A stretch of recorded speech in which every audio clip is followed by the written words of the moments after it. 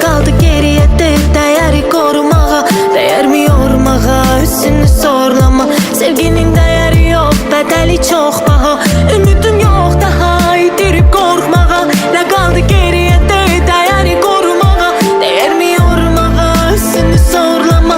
Sevginin değeri yok, bedeli çok paha. Beynimde suallar sığınır rəfinə, günahsız həlak olan uşağın səhvinə, dünyanın dərdinə ağlar qaralanır. Xainin xəyanətindən ümidim yaralanır. Bir yanı o tutur, bir yanı qasırğalar. Hər günüm bir dəhşət, bu qədər dağılmalar. Dünyanı düzəltməyə alimi yox uyudu. Baxıram bugünümə və sabaha yox ümidim. Ümidim yox daha, itirib qorxmağa.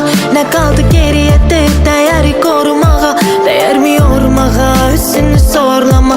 Sevginin değeri yok, bedeli çok paha. Ümidim yok daha, itirip korkmağa. Ne kaldı geriye de değeri korumağa? Değer mi yormağa, üstünü zorlama. Sevginin değeri yok, bedeli çok paha. Sabahı düşünsem, inanma çok dözəm. Biz anı yaşamırıq, geçmiş daha güzel. Haksız güç qəddar, zayıf hak çaresiz. Adalet olmadı, dünyada laf benzeler. Ne güzel, kayalar sular batır. Kim ki düşünür güzel, yolun ahrına çatır. Belki düzeler, deyemem çok gülürdüm. Görürsen düzeler mi, demesem yok ümidim. Ümidim yok daha, itirip korkmağa. Ne kaldı geriye de değeri korumağa? Değer mi yormağa, üstünü zorlama. Sevginin değeri yok, bedeli çok paha.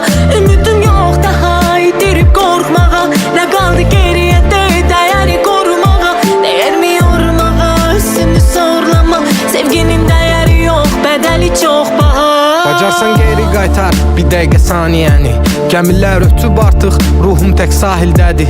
Göyərtə uzaqlaşır, əlvida yellənir əl. Baxma ki dik durmuşam, mən əslində yerlə birəm. Negativ tərk edir ruhu cismimdə ağrılarla.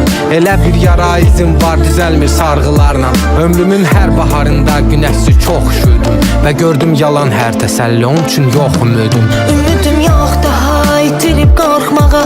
Ne kaldı geriye de değeri korumağa?